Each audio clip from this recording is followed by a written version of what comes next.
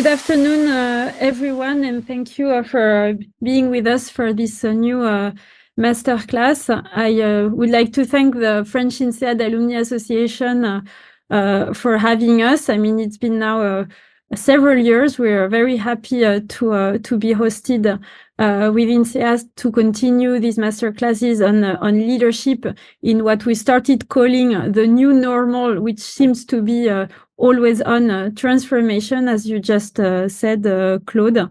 And thanks a lot, Claude, for your patience and enthusiasm to have us here. So I'm Marie Humblot-Ferrero. I'm a managing director at BCG. I work at the intersection of pharma and industrial companies and people. Together with my colleague Fanny, we support major transformations from the strategic thinking to the deployment of those transformations, combining more and more technological challenges, digital, but also, as you said, sustainability criteria, and obviously centered around people. We have been working on leadership research since now a few years and developed the concept of generative leadership for leaders to be able to cope with current challenges of today's world. So first of all, a warm welcome to Christophe Guérin. Thank you for being with us today. Christopher began his career with the Linde Group in the UK before moving to Alcatel-Câble in 97, which then became Nexans around 2001. Within Nexans, he held various sales and marketing positions in France and Europe before becoming the CEO in 2018. Over the past 5 years, Christopher has led the group through a major strategic shift to reposition it on the world of sustainable electrification markets. This transformation, which is based on a new management model that he will share with us, called E3, combining economics, environment, and engagement, has enabled Nexans to place the climate issue at the heart of its strategy to foster growth through sobriety while significantly improving the company's profitability. So thank you for being with us today. Thank you, Marie. Let me also introduce Fanny, even if lots of you know already Fanny. She's a 2001 INSEAD MBA. She's a partner and director at BCG. She has a long experience in people and leadership strategies. She's very passionate about leadership and generative leadership and how to combine the different constraints of this world to the benefit of the planet, of the people, and of the company, and leave the world a better place than how we found it. So if we go into the topic of today, which is really how to build a new model that combines performance, environment, and social challenges.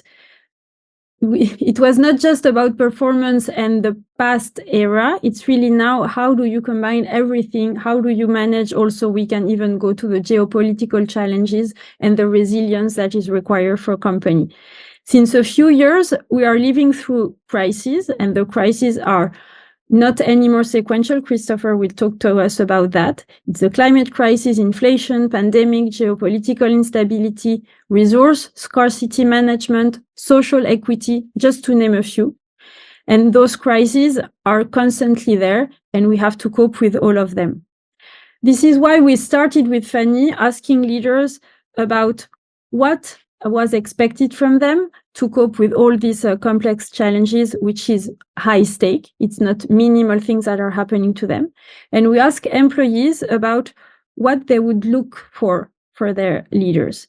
And what they were looking for is actually to have leaders that would provide with them not just only the head and the strategic thinking, but also the heart and the hands. The heart providing some care, and the hands providing some resources and capacity, agility in the organization to cope with all of that. This is where the concept of generative leadership emerged, having generative leaders that strive to leave the world a better place than what they found it, that are trying to seize the opportunity in all the crises and constraints that they are facing to do better for all their stakeholders. Obviously, shareholders and performance is key because you don't get to have a long term if you don't have a short term. But shareholders sit alongside of another set of stakeholders that generative leaders see as vital, which is also the employees, the customers, the planet. So Fanny, I will start with you. We've developed together this concept. Can you tell us a little more on why leaders and why do we believe leaders should focus on also generating resources for the planet, for people, for society, while delivering performance to the shareholders? And if you can share with us also examples of some organizations and what you see. Yeah, thank you, Marie. Hi, everyone. So it's true that every enterprise now is finding that their space for business as usual is increasingly constrained by the planet's environmental limits, by the broader social and economic needs, and by rising stakeholder demands to rethink their role, both in society, but also to improve their impact on people and the planet. And just to add to that, the pressure keeps increasing. To name a few, climate hazards intensify. I'm sure everybody is now well aware of that. The economic and financial cost of adverse health impacts from climate change gain attention. We had a masterclass on that previously. Reporting on material sustainability issues in the value chain, CSRD in particular, creates greater transparency, but also constraints. There are some global treaties regularly in discussion in for example, the one on plastic pollution, that continue to pile up to regulate in a way and to provide some framework to deal with some of these adaptation challenges driven by the climate change. In addition to those factors, so the traditional factors defining competition, so the business as usual aspect, company strategies now need to explicitly confront the socio-environmental externalities of their operation. So going back to your question, so we observe how many companies adapt to that or adjust to those constraints. And in recent years, it's true that businesses have invested in significant initiatives to demonstrate their commitment to creating environmental and social benefits and societal benefits, or at least to mitigate their harmful practices. If we look at, if we try to group what companies are doing in that, we would say that many are still in early stages and see sustainability as compliance rather than as a competitive advantage. A second group of companies would be falling into a group where they have developed sustainability initiatives that aim to reduce greenhouse gas emissions, that aim at improving general quality of life, reduce the vulnerability to disease, lift people out of poverty, to give some examples. But when we talk to the executives of those companies, what they share is that they realize that these efforts remain fragmented and they don't necessarily have scale and impact. And they also tend to be disconnected to underlying drivers of business value. And that the main challenges, and then that it would be interesting to have the perspective of Christophe there, is how to integrate that into the core business. But if we want to be hopeful, there is a third group of leading companies which are fundamentally reimagining their businesses to turn sustainability into a core competitive advantage. And I would say that in the recent studies that we've done, of 100 cases, about 30% of the companies that we observed were falling into that bucket. What do they do differently? They transform with being driven by a clear sense of purpose. They develop comprehensive solutions. They use advanced technology to drive those agenda forward. They build cross-industry partnership. And they also rethink the way they define value creation holistically along all of the wheel of stakeholders that you have as an organization. A shareholder is a very important one, as you said at the beginning, but they're also looking at many other stakeholders, and they articulate the values that they deliver for them very explicitly and moving certain needles. So not naming too many examples, because there are hopefully and fortunately a lot of organizations engaged in that direction. We'll talk about the challenges later, but to give a couple of examples, I would name companies which are closer to home. So I would name Schneider Electric, which is driven by a vision to be a leader in sustainability. And the company has reimagined its business model over time, and they have moved from being a French-based traditional electric installation player to becoming a truly global leader in digital sustainability solutions. I want to name also an example which is close to home, which is Michelin, which announced last week two very bold decisions, the guarantee of a living wage and universal social protection floor for all their employees worldwide, and also the creation of an ambitious lifelong learning approach. So another categories of stakeholder there. What outcomes are they after to build, and that they build in their equity story?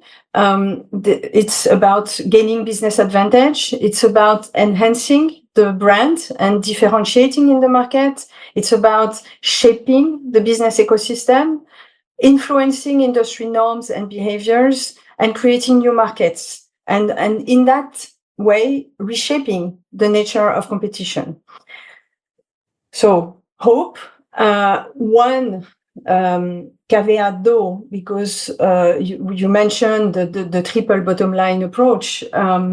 It's true that it's been there for some time. It's not easy to achieve, but it's a good framework. And for those companies who have embarked and who are part of those 30%, we see that they are going and they are using that approach in how they define and they measure their performance.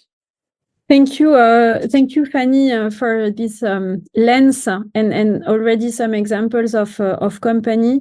Moving now to Nexans, Christopher, you imagine an approach actually to outperform and try to combine all these different constraints that you describe, and we were preparing for that session as opportunities. In the method that you have developed to survive through this perma crisis, and for which you also published a book. So can you tell us a little more about Nexans, what it means to his 30,000 employee, and how this concept of generative leadership also resonates with you?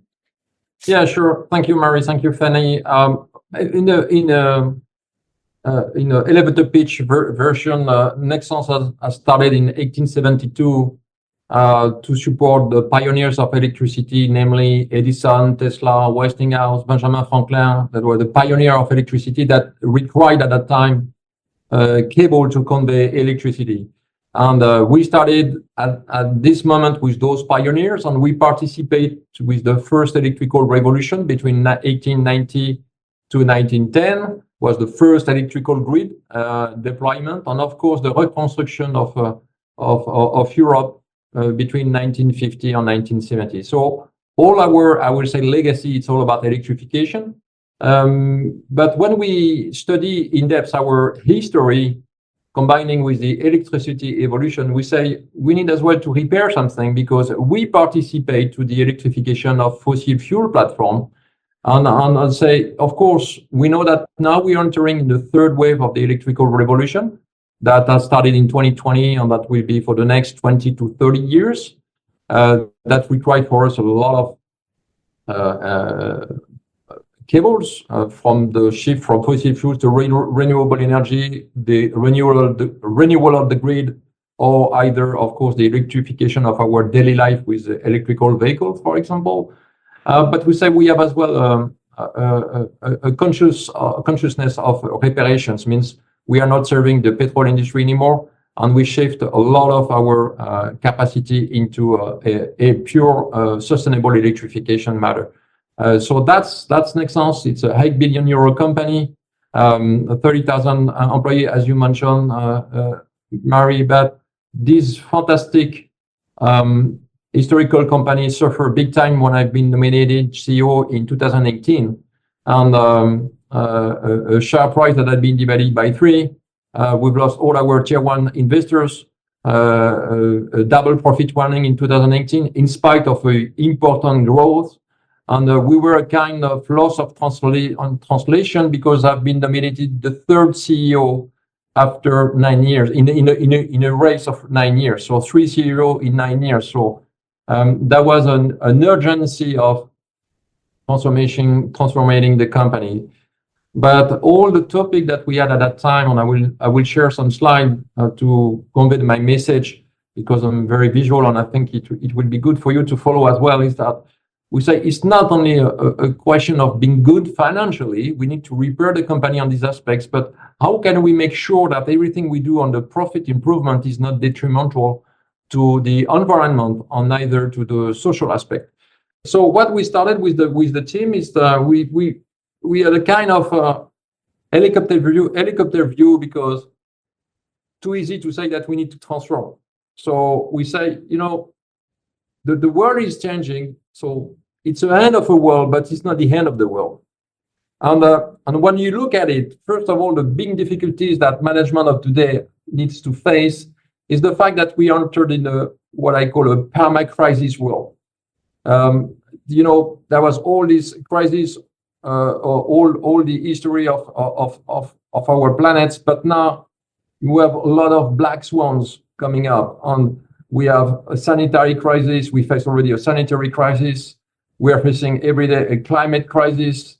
We have economical crisis. We have social crisis. We have risk of cyber attack. We have the problem of the debt of the country. So the crises are not in sequence anymore like it was in the past. Sorry, they are piling up at the same time. And I bring them with a French philosopher, which is very, very close to the Chinese mindset, a different angle of perspective. His name of this philosopher is François Julien. He wrote a book called The Silent Transformation, Transformation silencieuse en français. Though this book is both in English and in French.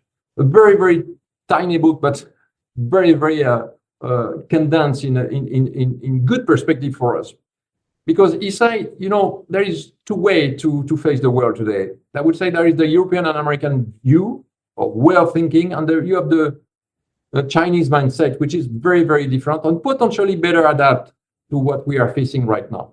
In Europe and in US, we are very supported by model. We like to modelize the principle. We like to think objective on actions and result through a budget. But it's more an inside-out view. We are thinking the company, and we try to project the company on the medium term. But the projection is supported with a world which is supposedly linear and predictable, which is not true at all. The Chinese mindset is a bit different because they have more an outside-in view of looking their business. First, they start by the external environment. They have a deep analysis of their environment on the long-term perspective, 10 years, because we all have that in mind. In general, we are not wrong on the long term. We are wrong on the short term.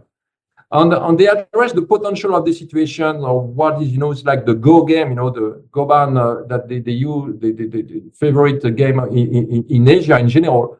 And of course, this paradigm that you know very well, which is, you say, don't waste a good crisis, because a crisis, is a way to potentially shift your model on an opportunity for change. And I will tell you exactly how we turn COVID in a very positive aspects for the business model of Nexans. And in their view, they say, on the short term, as you cannot predict what happened, because your short term will made of many crises that you cannot predict, because we are in a VUCA world. So you need to be more intuitive. You should be more rational on the long term and more intuitive on the short term to adapt to an unpredictable world.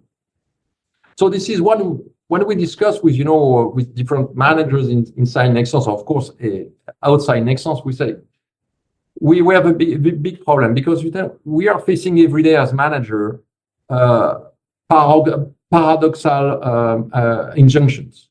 Sometimes we talk volume, sometimes we talk value, sometimes we talk profit, sometimes we talk about environment, sometimes we talk about growth, sometimes austerity, productivity, social impact, infinite resources. Oh, we have a problem of access of resources, blah, blah, blah. So, every year, managers from their top management or from politics or from media, they're facing paradoxal injunction every day. In parallel to that, we are in a permanent crisis world, like I mentioned. And the difficulties we have is that we've lost the logic of being systemic, seeing with the global picture lens. And for the last 20 years, companies have loved to slice things by functions, by market, and we are trying to find a kind of local optimum, but we don't understand that focusing on local optima is detrimental to the global optima. So we have an obsession of measurement. We have tons of indicators. If I give you from the European perspective, the ESG, I'm a pro regulation, but be careful. We will not save the planet through indicators. And the multiplication of indicators is just increasing complexity on a world which is very, very complex. So that's I'm going straight to the model. It's like we didn't want to invent a model ourselves, to be honest. I wanted in COVID time, I wanted a model that can apply immediately thanks to training to the management of the company. So in 2019 and 20, we've called my friends from INSEAD to check all their available executive education courses that we can take. We call Harvard, we call IMD, we call Columbia, we call Stanford,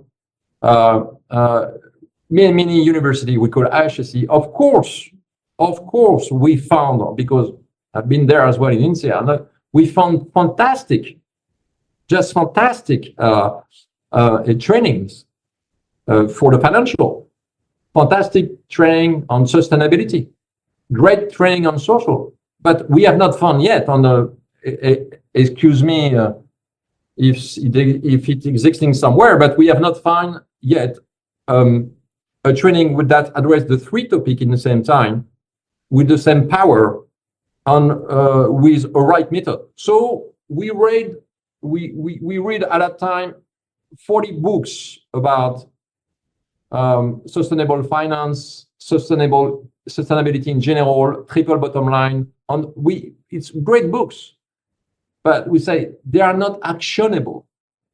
It's a kind of philosophy on consciousness, which is fundamental. It starts by that, but it's not sufficient. So we say, well, we have a problem. We need to find a way. So what we did is, first, we analyze the units. We have 70 production units in the world. We have analyzed individually each individual unit, and we started by the one that are, economically speaking, running very well for years. What we name them profit drivers, and we check their environmental results.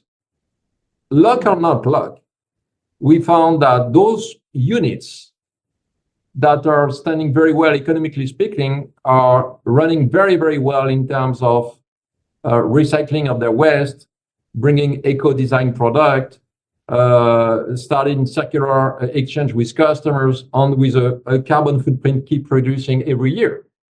When we go to the social aspect, we found that diversity inclusion is 10 points above Nexans, learning budget is 30% above Nexans, absenteeism ratio short term is less than 3%, and very, very few accidents in their unit. luck or not luck. So we took the other one, the opposite, what we call, economically speaking, the value burners, the ones that are running in the big red zone in terms of finance, burning cash every day, where we have, of course, management act on them very, very fast. But we check first their environmental indicators. Nowhere. Nothing regarding recycling, circular economy, they just know the words. When we talk about eco-design product, they believe that eco was for economy, not for ecology. And when we go to social aspect, nowhere. Diversity, very, very, very low. Learning, budget for learning have been, most of them canceled, stopped, on a very high level of safety, accident issues in their unit. And I don't talk about carbon footprint. We have 10 units in the world that were generating 40% of our GHG emission. So at the end, I think by our own statistics, we understood that it's not a matter of capex, of investments. It's a fact that we have some manager by nature or by intuition have a very, very strong, I would say, consciousness on being good on the 3 pillars. And some other are not at all conscious that you need to be financially right and as well going good for the people and for the planet. But let me start first to give you how it started, because I think we are not many companies that in the last 5 years have removed 80% of their customer base in less than 5 months. And we have been strongly helped for our environmental, I will say, result by what I will show you now. So give you some, because I'm very passionate about that, and I will make it quick, but I think we've lost something in the financial model recently. You know, there is 3 main industrial age. The pre-industrial age, where everything was from beginning 20s to 70s, individual productivity driven by improvement of variable costs. So we are in the era of Charlie Chaplin with modern times. Need more. And after came the 70s with the scalability, economies of scale, where you all have this sentence from top management, you say, we need more volume to cover our fixed cost. That was the industrial age. And which is a very stupid comment by nature, because fixed costs I never fix when you inflate your volume. But what happened is that for the last 10 to 15 years, we've shifted to post-industrial age. And the 2 costs that each company follow every day, variable costs and fixed costs, are for me obsolete. They're not obsolete by nature, because you need to have a look on it. But there is a third element that nobody is really analyzing. It's what we call the complexity cost. And to make an example a bit more easier for my team to understand, I took the example of iPhone. I say my team, you know, iPhone is, since every year is now changing a new generation. And of course, when you say that, when you hear that Apple will launch iPhone 15 and will stop the production of Apple 13 and 14, we can say, of course, it's because of the marketing aspect. They want to raise the price and so on. But I take it in an industrial aspect, is that when you launch a new product family and you stop the other ones, your complexity index remains the same. You are not piling up different models at the same time on your chains, industrial chains. And that's a bit the problem that we've seen in different industries. It works as well for services, but in capital goods, the number of SKUs of product manufactured in the last 15 years have increased by 300%. So complexity keep growing, inflating every year. So what is the complexity? I would say that for us, it was the number of customers served multiplied by number of product manufactured, multiplied by number of process used, multiplied by the number of geography that you address. More your combination is high, more you are losing profit, big time. But you don't know it because on the accounting way, you cannot see them. And this is all the work that we did in Nexans is to make the invisible visible. And during COVID time, in 2020, we were doing that in a sequence. We say, now take the opportunity of, in brackets, of the COVID to accelerate everything that we aim to do in the next 5 years. So it's a method that I've built 10 years ago, but it's coming from the benchmark of the insurance sectors and the banking sectors that are profiling their customer one by one. We did the same. To reach 8 billion euro revenue in Nexans in 2019, we had to supply product to 17,000 customers. 17,000 customers. Just before COVID, we have profiled each individual customers on 35 criteria. It's not a question of Pareto law, removing the small one versus the big one. It's 35 criteria. Some on the strategic aspect, is these customers good for our future? Some on the risk aspect, some on the financial aspect. On the fourth criteria were on the environmental aspect. In March 2020, we explained our team the following. The world is entering in a sanitary crisis. Sanitary crisis will generate a revenue crisis. A revenue crisis will generate a margin crisis. Margin crisis will generate a cash crisis. And if you are with no cash available, it's a social crisis. Do you want to manage a social crisis? Of course, the answer is no. So take care of cash only from the economic perspective.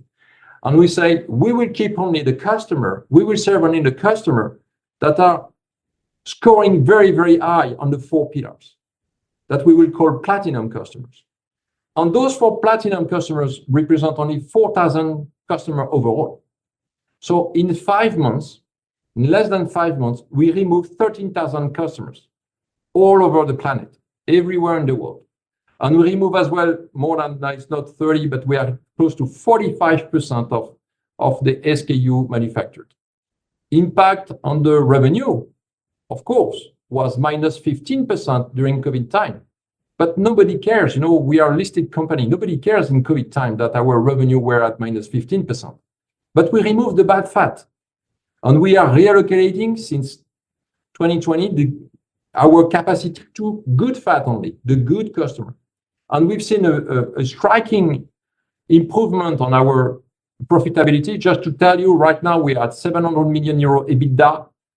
We were starting at 300, but before 2018, it was every year 300. The return on capital employed for the electrification part moved from 9%, we close to 30%. And cash conversion, we are generating a free cash of 300 million euro up to 500 million euro every year, which means in the last 5 years, we generated more free cash than in the last 15 years.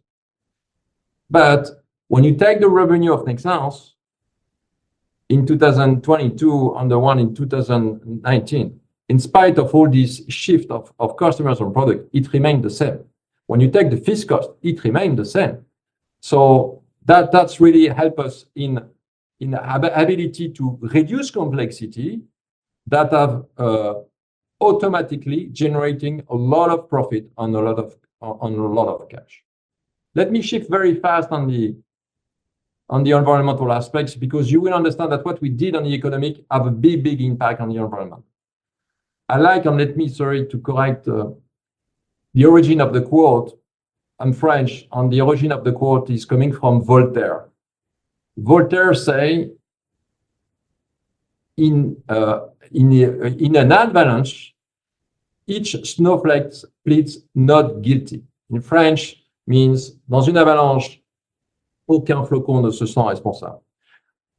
And I say this is a big motto in Nexans. I say we are all a snowflake.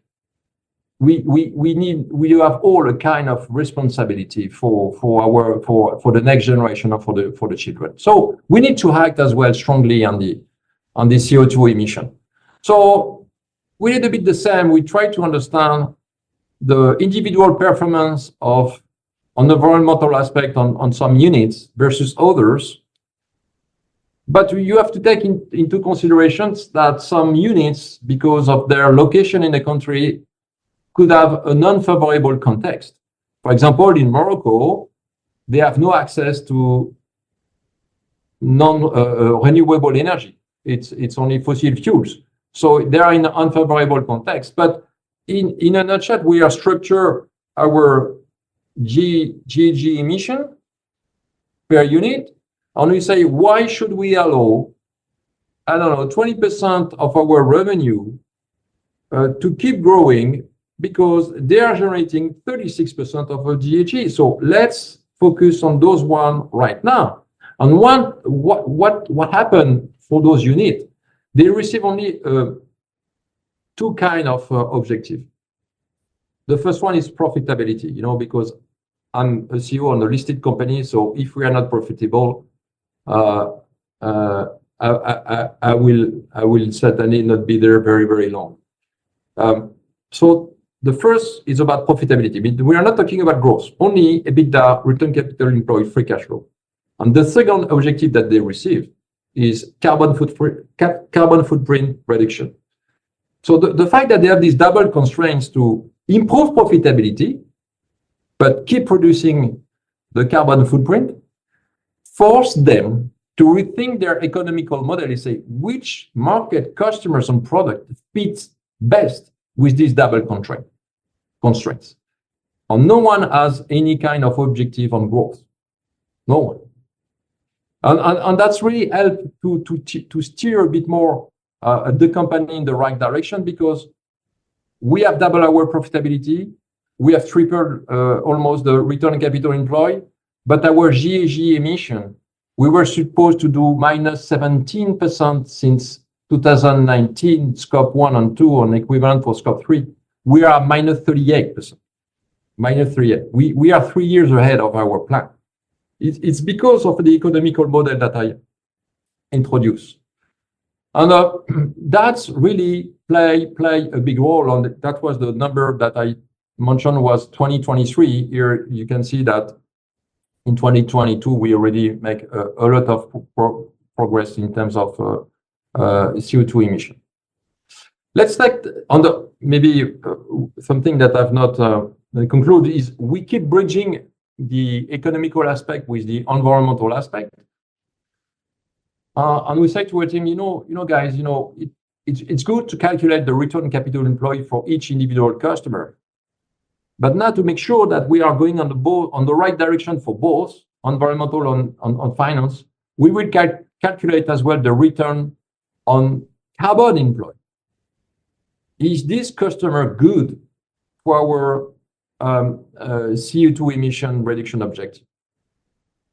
And what we did as well, which is have a big, enormous impact in Nexans, is we have studied for the 70 units the revenue in a radius of 500 kilometers, below 800 kilometers. So how much of your revenue is made of local for local, bit extending from local at below 800 kilometers, how much of your revenue is beyond 800 kilometers.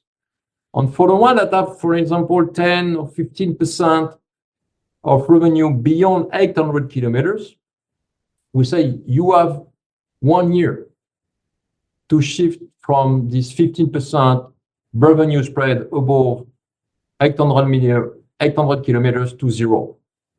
If not, for all the kilometers above 800 kilometers, we will impose you an internal carbon tax of 200 euro per ton. That will impact virtually your P&L. And really always put more constraints on the management, on the fact you need to rethink your model to make sure that it's good for profit, but as well it's good for CO2 emissions.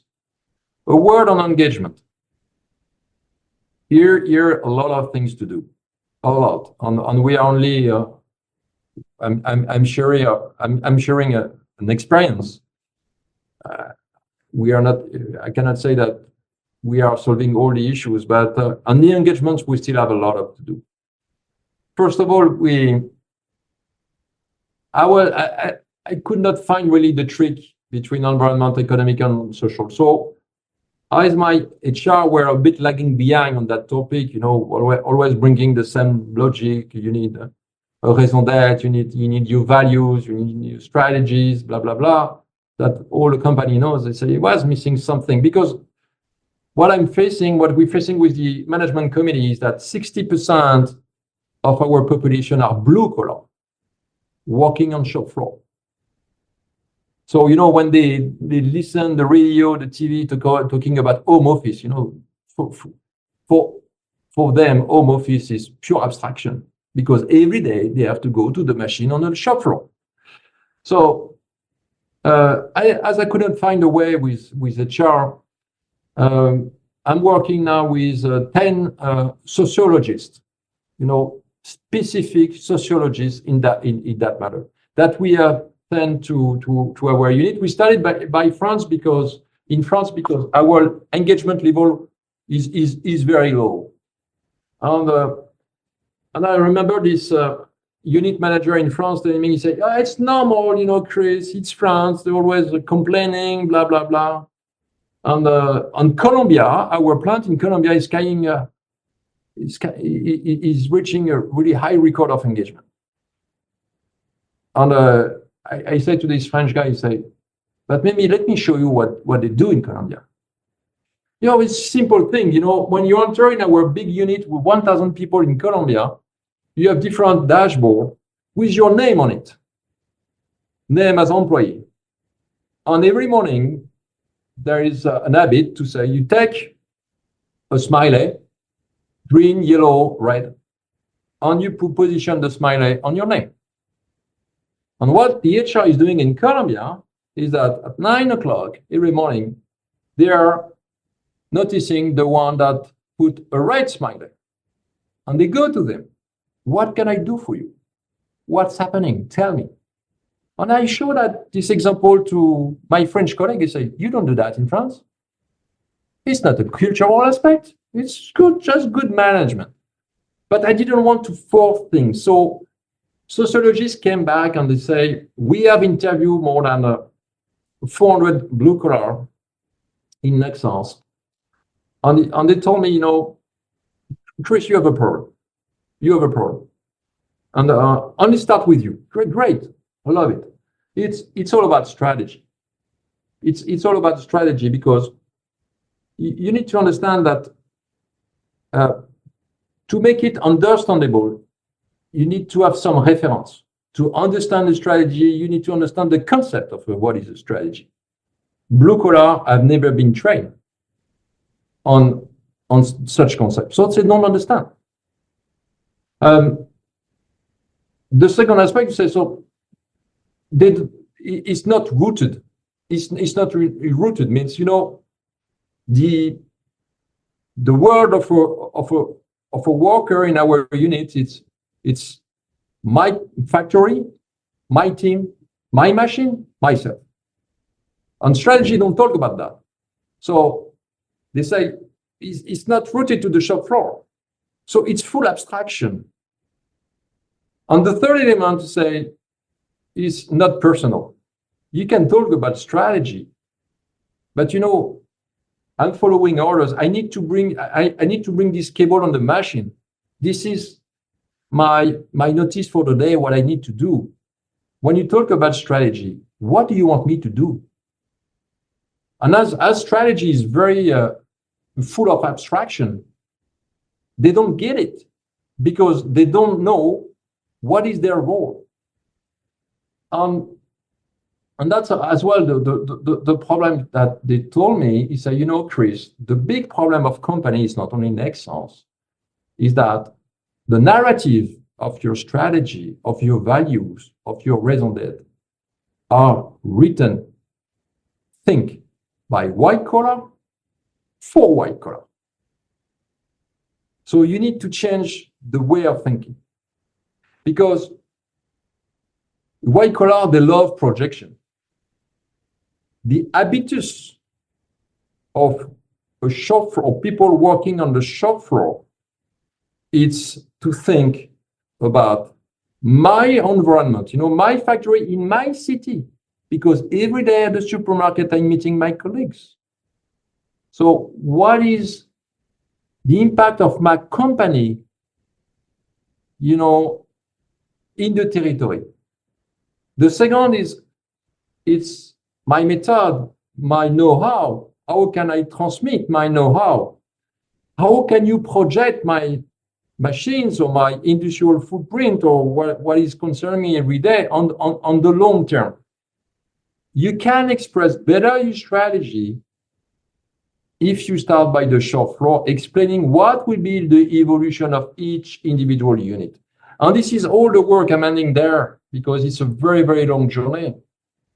This is all the work that we are doing with sociologists to rethink the strategy from the shop floor views. And we see as well something that I love, that let me share, that, it's good to do annual survey or organic engagement, and we won a lot of points in the last years, and just in France, because of the sociologists exercise, we won just 10 points in a year. But there is an indicator that I'm following regularly, is the short-term absenteeism curve, a running quarter. I love the factory one. It's an example in France where endemically we had these factories with more than 10% of absenteeism ratio. One day we changed the plant manager, changed the team locally, and you can see in few quarters moved from 10 to 2%. Say, what happened? What happened? And we go to another example, factory 3. We are in Germany. This factory 3 absenteeism ratio were at 8% for years. The plant manager of that factory has been transferred to the factory 2. He's leaving a factory with an absenteeism ratio of 8%. He's moving to another one, which is at 3%. This guy is fantastic. In less than a few quarters, he has doubled the absenteeism ratio. So you have a good example and you have a bad example. So there is a guy that told me, so you remove the guy? No, we keep him. Because we would like, it's like a virus, we would like to see how he's evolving in the long term. Joke apart, we understood that, at least, that from the good part of the model or the example, what the team did in this factory where the absenteeism ratio slashed to 3%, they bring the vision to the factory. They translate the strategy of the company into local strategy. Every semester, they invite the customer in the factory. They stop the factories and they let the customer talk to our employees. Safety, of course, as well. Employee forum, fixing issues, fixing the stone in the shoes, showers that are not working, doors that are not closing, little things that polluting every day the life of our workers. Big topic on social dialogue. Myself, I'm putting 400 hours on social dialogue with union partners per year, and of course, great work in recognition. Just to tell you, in 2016, we used to have a kind of farewell party for the managers that were leaving, even if the guys or the women were there for 4 years. And I've noticed that for a worker that was there for 40 years, they were not celebrating anything. They say, thanks for your work, goodbye. I say, that's unacceptable. These little things every day that we change. So, conclusion, now we are scoring each our individual unit on the E3 model. And the aim is to bring all the units to be compatible E3. Like, for example, Nexans Sweden. So every year we score them and we say you are E3 compatible, and we have only 5 units upon 70 right now, so still a lot of work. Or either you are E2, mean you're maybe good on social aspect, on financial aspect, but not good on environmental. So we steer the incentive system on the cycle where not good. You have some that are only E1. So here, a lot of work we will support. And you have 4 units in Nexans that are E0. Those ones are report to me directly because E0 means you have a big problem of management. It's just impossible. So this is the logic that, and this is my conclusive slide.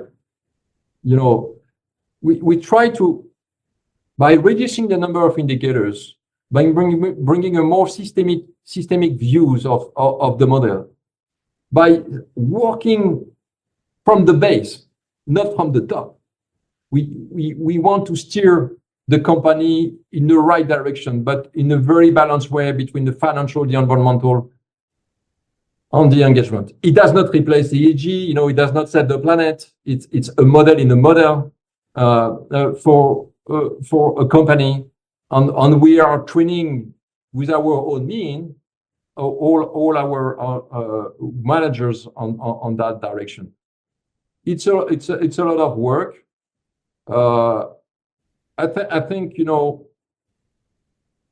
the good news is that natural resources abundance is ending. Companies will have to work in a scarcity world, and constraints is a good thing, because the fact that we will be constrained in growth means that we need to rethink the model. And that's the little contribution on the share of experience of Nexans. Of course, I wrote a book. It was an internal book that was supposed to be only for our employees, but because of I'm training some other small, medium-sized company on this concept, and of course you can buy this book, but this book is as well available in an English version, and you just need to ask us because you cannot find it easily. Thank you very much. Thank you, Christophe. Thank you for the details and the very specific examples on the E3 method. There is an interesting question in the chat, which is how equity investors, how the streets, how your shareholders are reacting to that.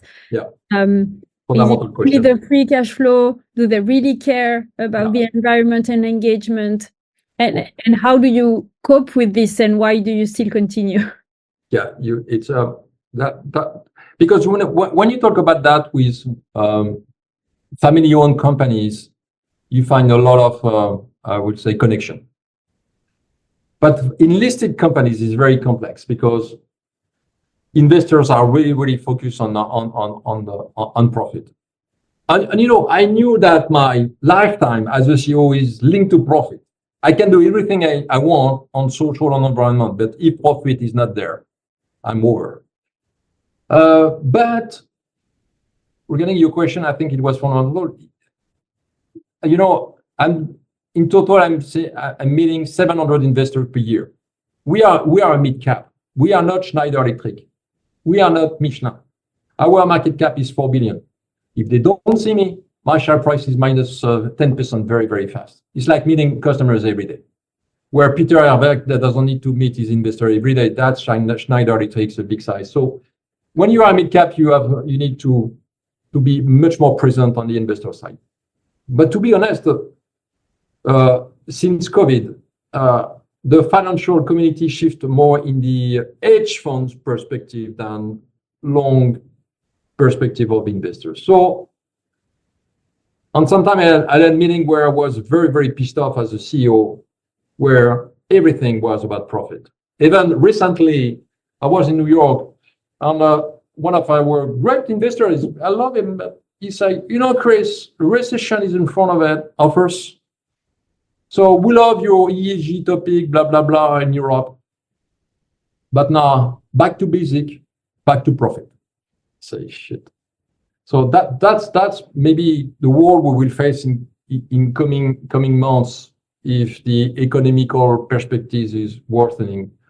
But what I did is I've implemented the shift model to my investor. So we have scored 1,000 investors, and I'm meeting only the one that care about the equilibrium between economical and environmental and social perspective. If you are one investor, you invested in Nexans, you never talk about environment, you don't see me. You can see some of my colleagues, but you don't meet me. So we have our platinum investors, gold investors, you know, we extend our logic to even our investors community to make them compatible with our model. And what's your trigger, Christopher? I think that you're pushing somehow the method quite far, right? To the customer, to the investor, to all the people you may meet. So you're convinced about that. What's your trigger point, your motivator? Well, it starts from the fact that I'm doing a personal retreat every year. I started already 10 years ago. We started with Mathieu Ricard, the Buddhist monks that bring us 8 CEO together in the Alps and say for 5 days we stay with 5 days with him in a very, very frugal way. Mathieu, after the 5 o'clock morning meditation walk, starting the day, what will be your legacy, guy? What will be your personal legacy for the society? Big S and small s. What will you do for the planet and what will you do for your company? And even if you are not there in the next 10 years, what can you launch right now that will position your company in the right way? A second retreat that was very important for me was Pierre Rabhi. Oh, sorry, it's a French example, but it's a agriculture philosopher on the topic of austerity. He say, why do you need growth all the time? Can you find a way to be more humble, making sure that you are consuming less natural resources? We have many retreats. Another one, and that's the last one I would give you an example, was coming from a movie maker, which is very, very radical in the ecology. And he invited us in a monastery for 4 days. And he said, you know, guys, I will be happy to spend 4 days with you, but by definition, you are CEO, so you are big greenwasher. Good communicator, good greenwasher. So I will tell you a lot of things about ecology, but unfortunately, you will say, yes, Cyril, that's great, but I'm not sure it will anchor the change. So we are changing the rules of the game. I ask you, CEO, to come with one of your child from 12 to 18 years old, or nephew, niece. And we ask your child to come 2 days before you arrive. And it's your child that will challenge you on the legacy of your work for the planet. And I remember this moment where, of course, I sent my daughter of 16 years old. She's still very, very upset because, you know, it's a very, very old monastery, very, very cold, you know, very, very strange atmosphere. But when it's your daughter that challenge your dad, what kind of planet will you live in coming 10 to 15 years? What is it for me? You know, the fact that it's your child, it's anchoring in your mind. So that's what reinforced my backbone, because living in the vortex of a listed company where profit comes first every day, it's you need to have very, very strong conviction to keep them, and as well to bring it to your team. So that's what drives me. Thank you for sharing that, Christopher, with us. I'm turning now to you, Fanny, because you support lots of clients on this journey of change. What are the common struggles you see in these clients, and how you can foster some of the changes?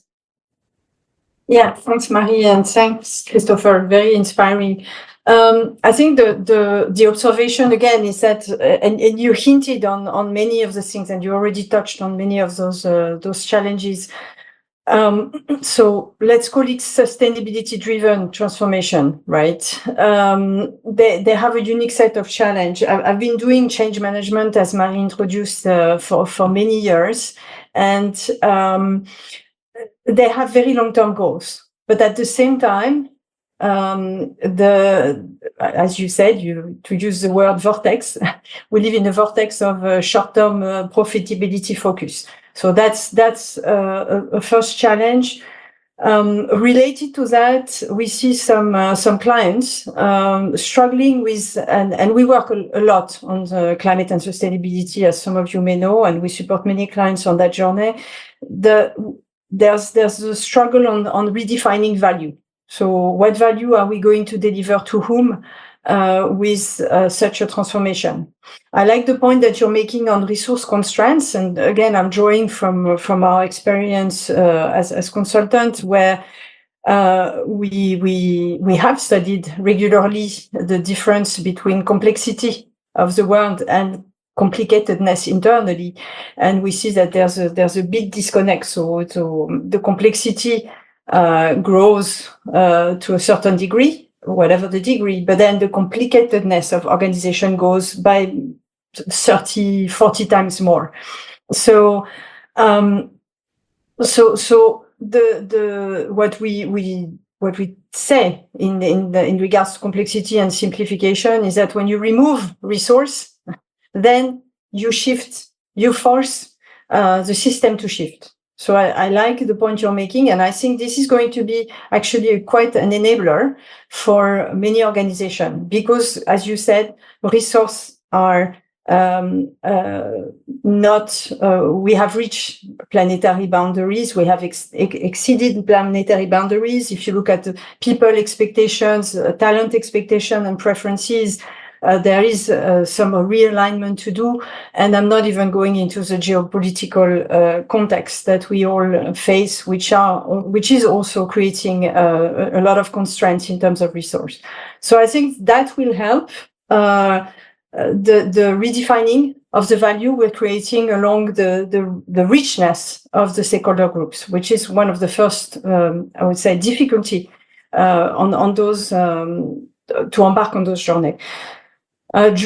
Attached to that, it's the business case, but it's also the case for change. So a company is made of many different people with many different perception and preferences. So we, as individuals, we all have different perception of the urgency to change in relation to climate and sustainability. And it is a driver of complexity for the top leadership to drive those transformation, because at the end of the day, you need, as you were saying, you need people to come along with you, because you need them to experiment with you new ways of doing things to achieve the objectives and the challenge. But not everybody will be drawn in the same manner. And you need to cover for a multiplicity of needs to bring people along with you. But at the same time, as you said, Christopher, in relation to the value redefinition, you need to be crystal clear on the areas of values that you are going to focus on step by step and sequencing them. And that maybe sometime will attract some of your people, but not necessarily the rest of the organization. And maybe the last point I want to point on those transformation is that they are actually quite technical as well, because particularly in relation to climate change and biodiversity, there are some technical solutions. So there is a need to, and also digital and AI are going to enable and to facilitate some aspect of these transformations. So there is a need to upskill and reskill and bring learning and development at scale in the organization for people, for the leadership to drive them, but also for the teams to continue to be successful in this environment. I'm going to stop there. Thank you.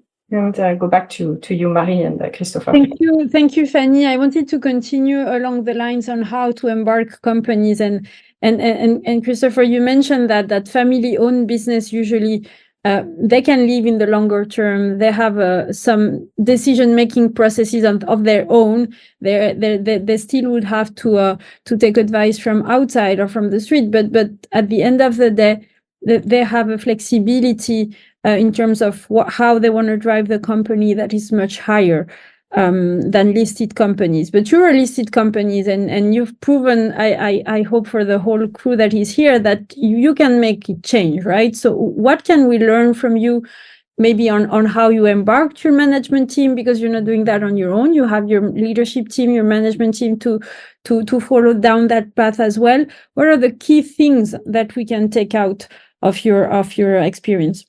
Well, I would say it's first of all a question of consciousness.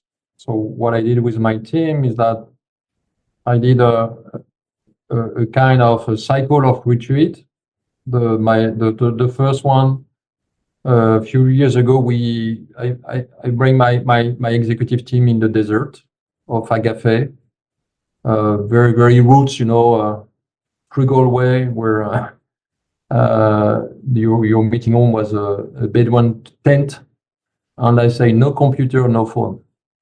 And we will the first cycle was called Terra Incognita. So let's get to know better each other personally, by roots, your values, and we will do the strategy by working together. Group of two, working 4 days like that. The second retreat was in the mountains of Norway, where we had dogs. How would you say dog sliding? Chien traîneau, dog sliding. We went and in the snow, and we say the main question is: after 1 year, are we at the right altitude? And the right speed.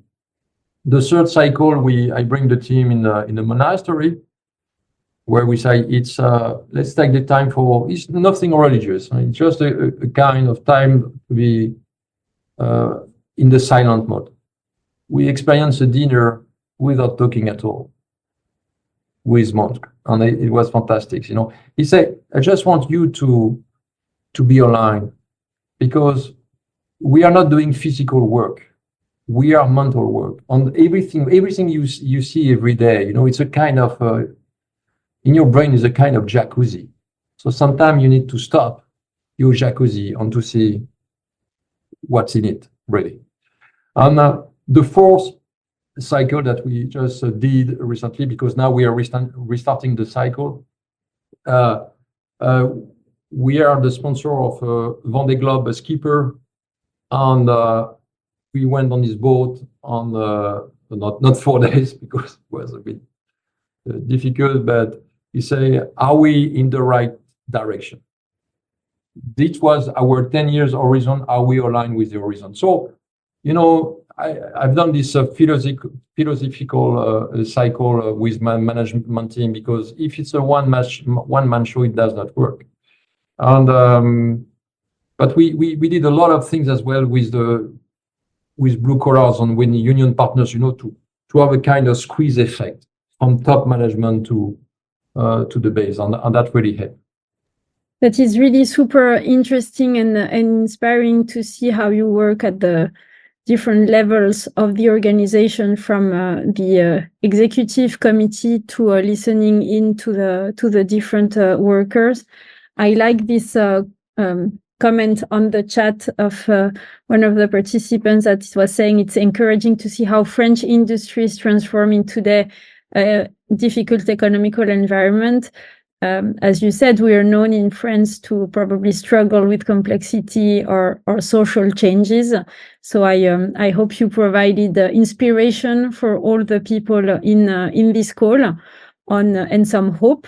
Fanny, I believe you used that word, some hope that things can change. We can still be performant financially, performing while embarking with the whole company in the right direction from a social and from an environmental perspective. So thank you very much, Christophe. Thank you very much, Fanny. Thanks all for participating in this masterclass. We're going to share the different elements online as usual. Thanks a lot. Thank you. And just a last word from me. Do not forget that we are all individually a snowflake. Thank you. Thank you. Have a nice rest of the day. Bye-bye.